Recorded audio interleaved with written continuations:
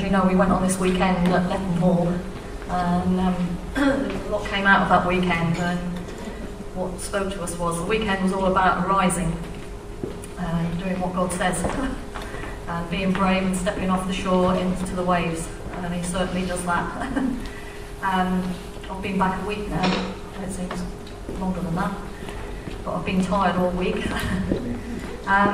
We started off up in North India in a place called Derridon, where the school is. That's in Uttar Pradesh, over on the, if you look at India this way, it's on the right hand side, east side, yeah. This is part of the school. Last year when I went, we opened the bottom half. There's 3 classrooms in the bottom half, and this year Ruth and Brian sponsored the top half, and they managed to build the top half on top of that, the bottom. And there's three more classrooms on there, and they now have 150 children attending, from the age of, there's some there that are only 2.5 in the kindergarten bit, and they go up to, they call it 9th grade, which is about 11. And we were in the school a week, and we were in each classroom, and we were singing some old songs, like Two Little Eyes to Look to God, and the one that goes higher, higher, lift Jesus higher. And they really enjoyed that, and we played games with them, and Ruth had managed to get some books from her old school, and we were doing, they all had to have a book to read, to look at, and then pick out their favourite book, and we were doing it all in English. So some of them, they do know a little bit of English. So we were up there for a week, and while we were there we were doing some meetings, and on the Sunday, the first Sunday I was there, we went to a place called Rishikesh in Haridwar, which is a 3-hour drive from where we were staying, and we did a service in the pastor's house. I don't know if I said, we did 13 meetings while I was in India, and each one I had to say something. So it was quite a lot, but God really blessed, and He undertook. And the Sunday afternoon we were there, we went, these are some of the teachers at the school. A lot of them have been to training college, and they teach the children. Is there another one? Oh, these are some of the children in the classroom. They're looking at the books that Ruth took over, and then they all had to say something about their favourite picture. Some of them have been doing about the life cycle of the butterfly, and they got some pictures of that on the wall, but that's about all they have. All the books they have, they bring every day in their school bags. What's the next one? Oh, this is one of the teachers. 3 of the teachers asked us to go back to their houses. So one afternoon we started off at this lady's house. She's a teacher I met the first time I went up north. I've been up to North India 3 times now. And this is her basic house with her mother that she lives in. It's got a tin roof, a small kitchen, and 1 room. And the family all live in the 1 room. There's a sister and a brother as well, and the husband. They all live in the 1 room of this house.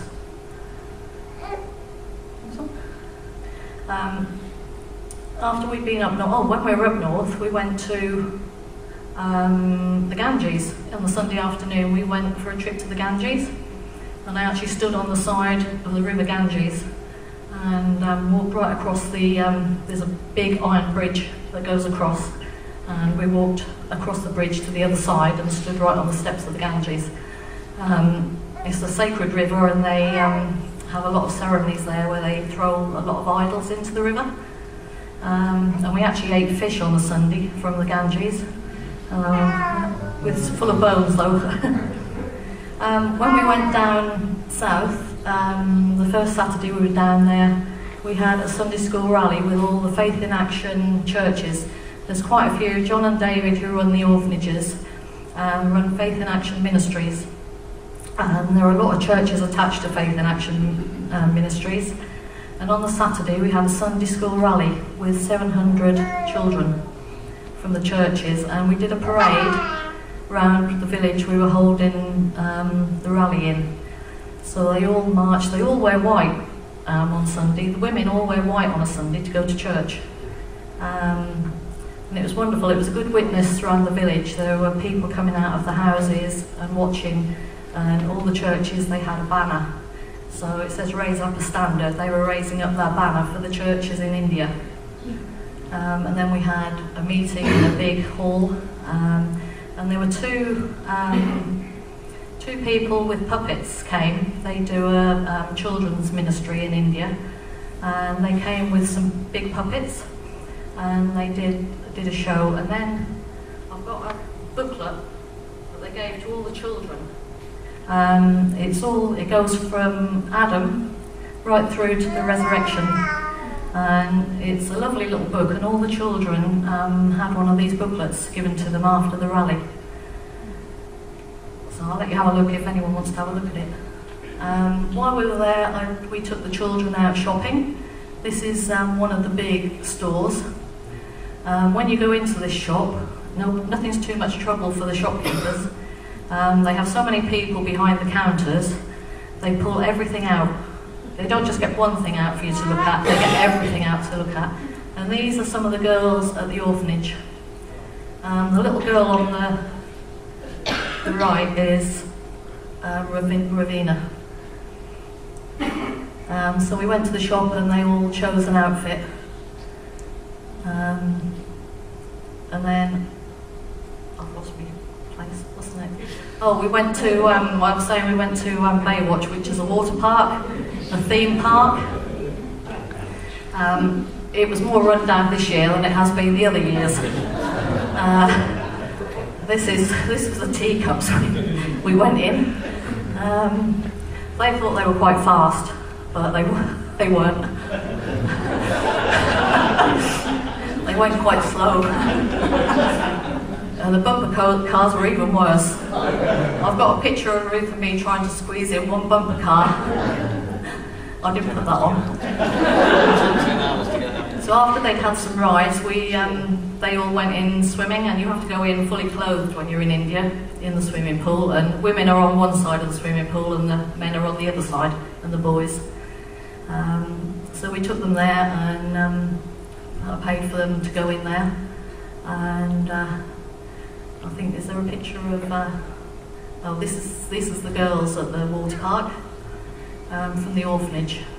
4 of the older girls are actually studying. 2 of them are studying to be nurses, and 2 of them are studying for like lab technicians.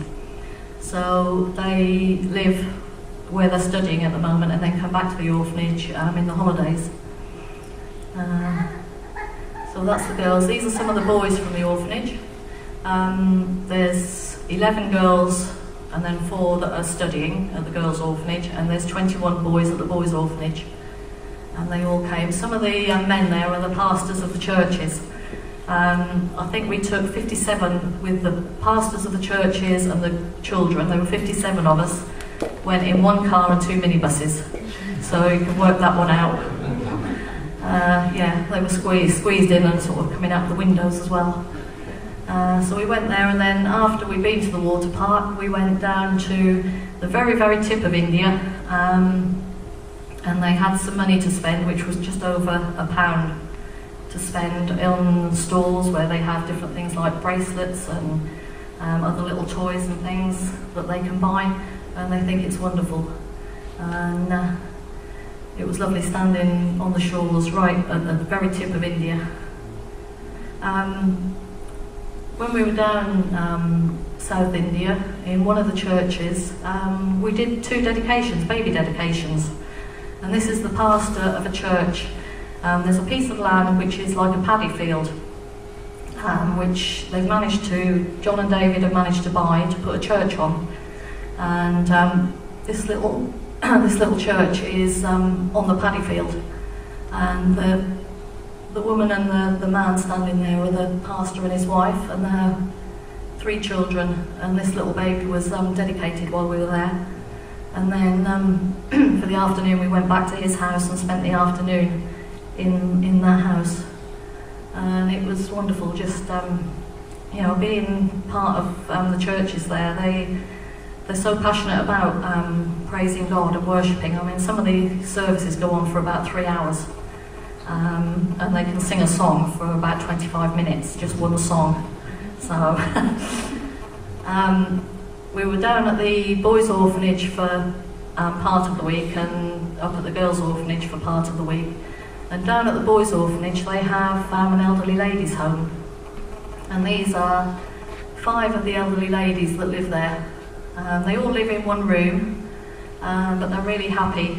They don't have any other family in the villages, and they've come there to spend time. One lady was actually in hospital while we were there, and she came out and came back, so it was lovely to see her as well. Sadly, one of the ladies who was there when I first started going to India, she died just recently. So, but they're looked after really well. They have a cook who cooks for them, and they're really looked after. And I really felt really blessed in India, being part of the services. We really felt God's blessing on the meetings. Although we couldn't speak our language, we really felt we were praising God in the meetings, and a lot of people were asked us to pray for them as well. So after the meetings, we were praying for people as well. So it's a great blessing to actually be going over to India again.